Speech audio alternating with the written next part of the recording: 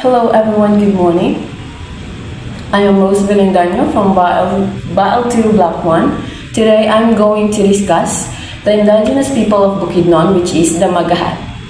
Magahat are a subgroup of Bukidnon tribe, also known as the Anti-Man and the Bukidnon people. Their language is a mixture of Hiligaynon and Cebuano dialects. Magahat are found in Western Negros, Santa Catalina, Bayawan, Chaton in Negros Oriental and Negros Occidental region. Magahat practice agriculture because their settlements are in mountainous areas. Sweden agriculture, which is similar to kaingin, also known as shifting cultivation. This technique of rotational farming in which land is cleared for cultivation normally by fire and then left to regenerate after a few years. They are gatherers, they are food gatherers and good hunters. Magahat refers to the practice of killing. It is when a Bukidnon kills another due to the death of any family member.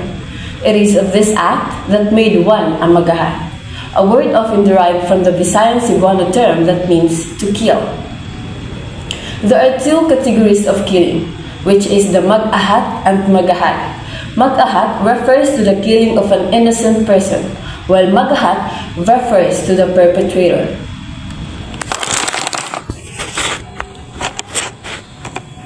As part of the head hunting rituals, the Magahat extract a tooth from the sacrificial victim to use as an amulet for warding off spirits. Amulet, we used to call this in Visaya as anting-anting. The belief of cutting of the hands and feet of the sacrificial victim to accompany the spirit of the dead Bukidnon, but also worked as slaves, represented by the severed hands, and the tendons, represented by the cat feet, and the afterworld.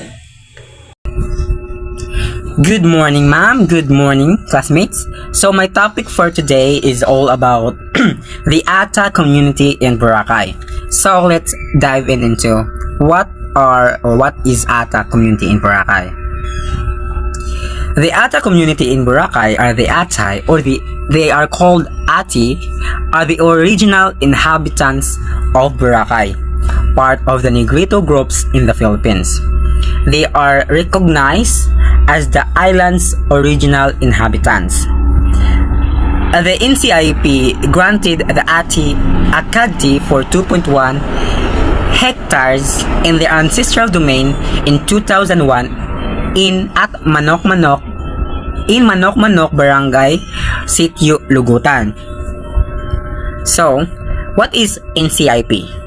The NCIP, or the National Commission on Indigenous People, is a government office in the Philippines that protects the rights of the indigenous cultural communities and indigenous people.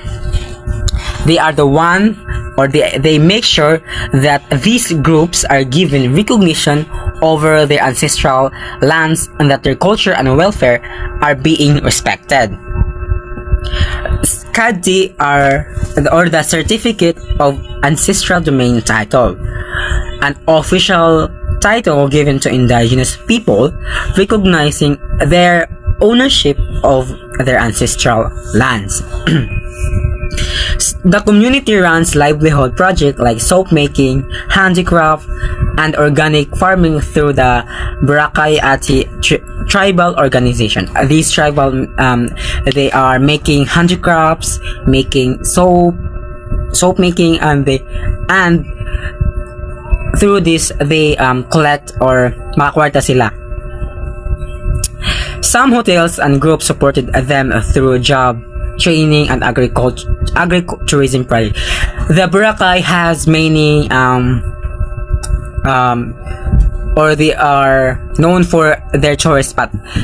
They have many hotels.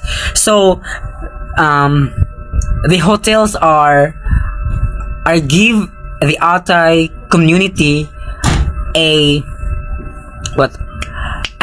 privilege to go jobs, to go training, so that they have money, or to make money.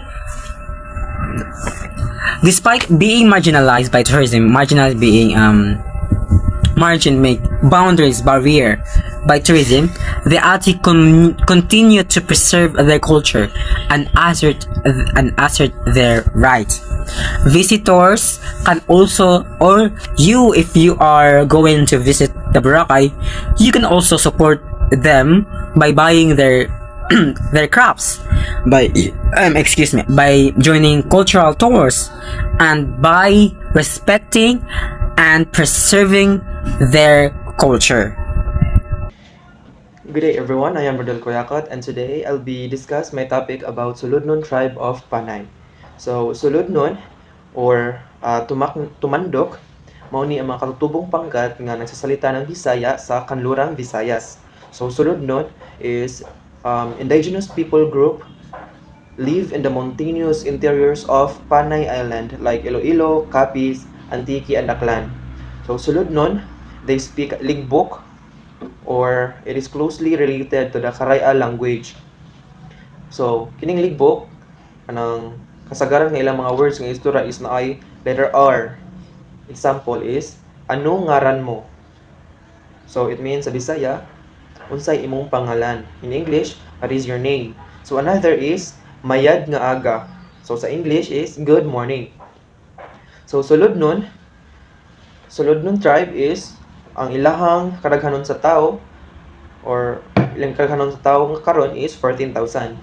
So sulod nun, known for preserving pre-Hispanic tradition. So nag-preserve ko ng mga sulod nun o mga Hispanic tradition. Like example, Hinilawod Epic, Binanog Eagle Dance, Panobok Embroidery, tattooing, and also the Binokot tradition or seclusion of the girls preserved oral heritage. So Binokot, mauni ang kanang ang mga batang babae is ilang ipang-usa-usa para mapanatili ang pamana sa bibig, or it means kanang sukat sa pagkabata sa mga bata ila kining taguan para sa ilang adlaw sa kasal mataas or itaas daw ang ilahang kahalagahan sa lipunan. So sulod nun, they practice kaingin, farming, kanang magtanom-tanom, hunting, gathering, and also follow customary laws led by the elders and babaylan, or spiritual leaders. As one of the few non-Christianized Visayan groups, they are key guardians of ancient Visayan culture, though modernization threatens their tradition. So, kana daw mga non-Christian Visayan groups, ang sulod nun daw is mauna ang sila daw ang nagbantay bisan pa ang modernization is nagbabanta or nagkuan sa ilahang tradisyon. And now, let's go to Iskayan people in Bohol. So who are these people? The Iskaya are an indigenous group living in the highlands of Duero, Indulman, Pilar, and Sariagoleones in Bohol. They are unique for their Iskayan language and writing system. A syllabary with over 1,000 symbols inspired by body parts. Most speak Cebuano daily but preserve Iskayan through community schools. So what does it mean? So these people live in some parts of Bohol, in Duero, Dindulman, Pilar, and Sariagoleones. And when we go to their place, we will see that they have their own schools. Yeah, their schools will be teaching their own language and writing system. So as it being said that inspired by body parts, yes. So it most likely like a sign language. So they will use their body parts to read, for them to be able to read or recognize a word or a sentence. Mura siya ka ng sign language with them is like na sila lahi nga using their body parts, they will move their body parts for them to read that word or that letter. So and then their language was preserved only, but they will not speak it on their daily lives, their own language. They just preserve it, and through passing it from generation to generation, they will let their children to go to their community schools who's teaching their own language. My name is Ivan Dinulim. I'm discussing the continuations about the Iskayan tribe in Bohol. So the fourth bullet, their culture includes ritual led by spiritual leaders, Biki or Biriki, unique wedding traditions, and literary recorded in old books with the stories of migrations and heroes. Traditional dance of the Iskayan people includes the kuradang and the other folk dances, and the traditional wear or dress of the Iskayan people are sinamay barong, which woven by the Iskayan women, and sinamay is made of the abaca fiber. And the other traditional or unique traditions or cultures of the Iskayan people are the religious community was headed by the bishop whom the called katong Biki or Biriki. These spiritual leaders also perform for the for goods harvest, house blessings, and weddings. Also, aside from the weekly, so Iskayan cannot the house blessing are usually they perform. Iskayan cannot construct a home or without going through distinct processes. So through rituals, the Biki katong mga the Biki or the bishop has to ask the permissions of the spirits if the sites for the house is okay or not. If permission is not granted, one has to select another site and undergo another rituals until the permission is granted. So how the the livelihood of the Iskayan people are farming and handcraft using indigenous materials. Also, the other than that is the unique traditions or cultures of the Iskayan people are people who violate their practices and will have to face consequences. So their consequences in the form of or in the form they are going to do public penance in the form of walking around the community. So during they undergo during the noon time, and I'm carrying a torch like then, or they will shout that they have violated the traditions. So other than that is the women were not permitted to cut their hair short, nor wear trousers, and the drinking and dancing are universally prohibited.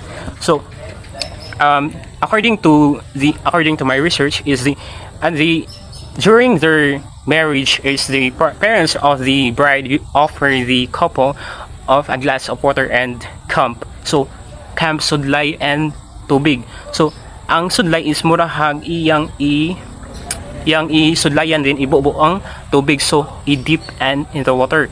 So they're both of the through the hair of the both bride and groom. So believe that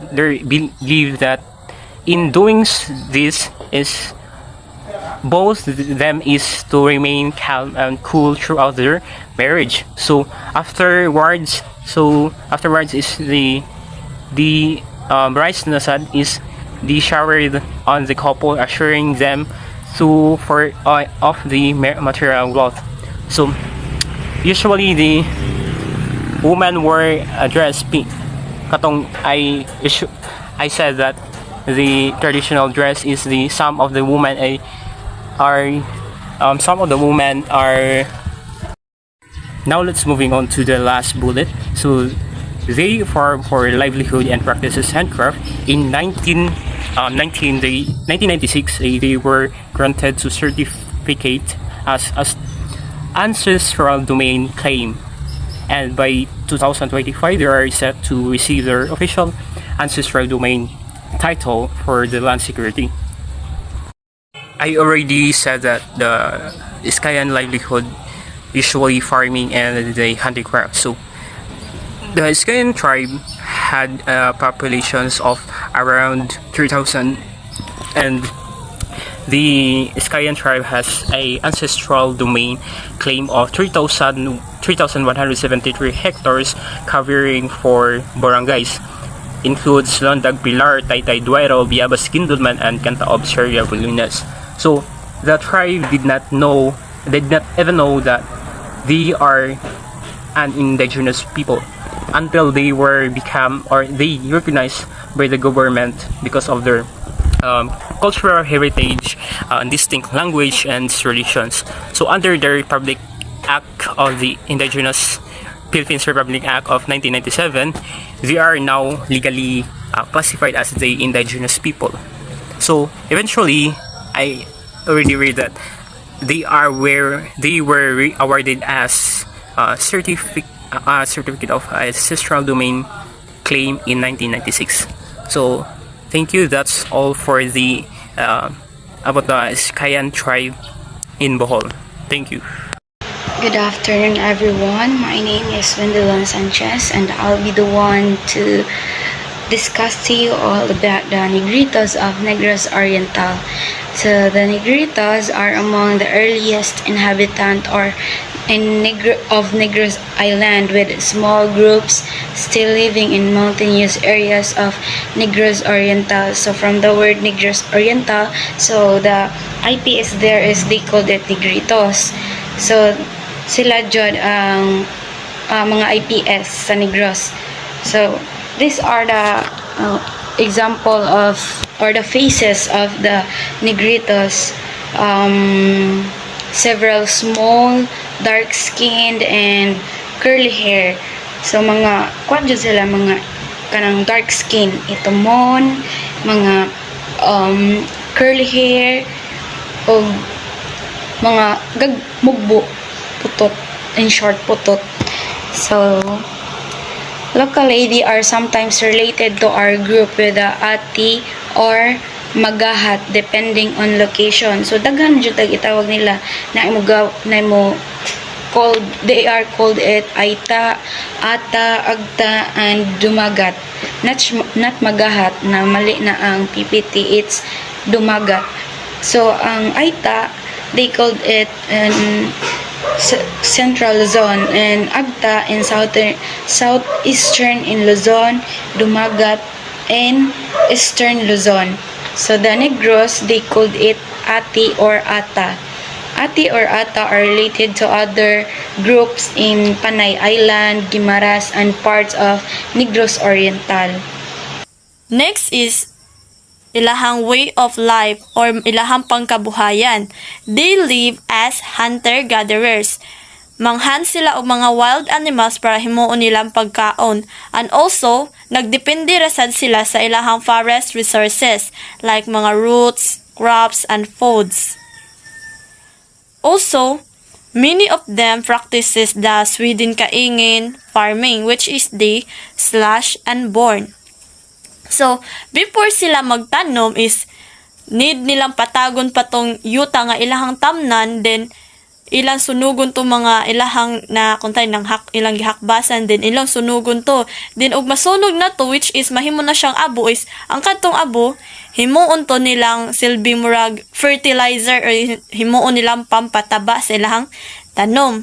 And other is fishing and other labor work for lowland farmers. Next is ilahang culture.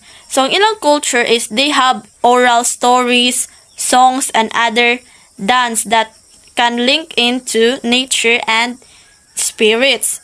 So also they maintain animist beliefs, respect for nature, spirits, and oral tradition like ritual songs and dances mao to siya. Then examples is they use bamboo instruments. So kung na sila mga kalinaang mga songs is they use bamboo as ilahang instrument. And also, napod sila kalinaang practice rituals before hunting or farming. So before sila hunting or before sila hunt og mga wild animals or magtanom is mag-rituals pa sila or sila og mga ritual nga dapat magampo pa sila una sila muadto dito hunt og mga wild animals. Then before sila magtanom is pa sila silbing murag ampuan nila para silbing kanilang mas daghan pa sila makuha or mas mulambo pa or mas daghan silang maani sa ilahang mga pananom. The next is also ilahang mga napod sila mga challenges like poverty, loss of ancestral land, wala sila murag kaugalingon nga yuta, and also lack of education and healthcare. So some example is some ati children cannot attend school regularly because their family more often or lack resources. So tungod kay kuan man sila lack of kana ang wala man sila yuta nga kaugalingon is dili sila ingon nga educated nga mga tao, kay tungod dili man ingon nga untahay nagpuyo sila ana nga usa ka lugar, but dili jud ingon nga kanana ang anha na jud permanent na sila, temporary la sila nga nagpuyo ana nga lugar, kay wala man sila kaugalingon nga yuta. Kung mong eskwela man gani sila na nga lugar is muundang rapod sila kay wala sila kaugalingon nga yuta, kay ilang family is mubalhin na sad sa lain nga kuan kung pahawaon na sila. So wala sila permanent nga yuta nga pwede sila mo stay. Mao to nga maglisod sila og access sa education. And that's all. Thank you. Good evening, ma'am. Here is my report for today, Indigenous Creative Craft about Karaya tribe history, culture, and tradition. Who are the Karaya? The Karaya are primarily located in Antique, which stretches along the western coast of Panay Island. They are also found in parts of Iloilo, Capiz, Aklan, and Palawan. The Karaya speak the Karaya language, or Kinaraya, derived from Iraya meaning upstream. Most Karaya are Christians, with majority being Roman Catholic. Cultural and practices and traditions. Most Karaya are engaged in agriculture and cottage industries. Antique is known for producing quality products such as salakot, sawali bamboo crafts, ceramics, and loom wooden patadyong. Music and dance are also well developed, with courtship songs, wedding hymns, and funeral recitals being common. The sibod is a traditional ritual dance with elaborate costumes and music to honor spirits' ancestors. Traditional architecture, materials and designs. Houses are constructed using bamboo, wood, and nepa palm leaves. Elevated flooring projects against floods enhances air circulation and deters pests. Cultural significance reflects communal living values with shared spaces, reinforcing social bonds with the community. Mayad nga adlaw, everyone. So, mayad na adlaw is actually derived or from the Kinaraya language. So, mayad means good and adlaw means day. So, I definitely mean that good day, everyone. So, another example is mayad na hapon, mayad na buntag, and mayad na gabi, which is mean good morning, good afternoon, and good night. So, that's all. Thank you. Hello everyone, so this is our topic, Suludnon people of Panay. So, indigenous group in the mountainous areas of Panay, Capiz, Iloilo, and Antique. So, the Suludnon people of Panay are an indigenous group that are kanang live in the provinces of Capiz, Iloilo, and Antique. Then, known sila kay tungod sa rich sila sa mga cultural heritage and their traditional way of life. And they have also their own unique language, which is called Ligbok. Kaning ilang language is kanang mao ni ang always nilang ginagamit sa ilang everyday communication, sa kanang mga rituals, mga inana. Next is famous from the Hinalawod effect, one of the longest in the world. So Hinalawod effect is there are the source of the Hinalawod, one of the longest effects in the world, which tells the heroic tales of their ancestors and reflected their deep spiritual beliefs. And next is culture includes the Binaog dance, had wooden textiles and rituals by Babaylan. So, ang Binaog is traditional Philippines dance that imitates the movements of a hawk, while shamanistic rituals are practices involving a shaman who assists unseen realms for healing and other purposes. Next is livelihood. farming, hunting, and gathering recognized as indigenous people and continue to preserve their traditions today. So their culture is expressed through the Binaog dance inspired by the movement of the hawk, intricate wooden, textile, and shamanistic rituals dance that connect them with the spiritual world. So kaning livelihood is mauning kanang mga say tawag na day. Mao nilang kanang they sustain themselves through traditional farming, hunting, and gathering. And that's all.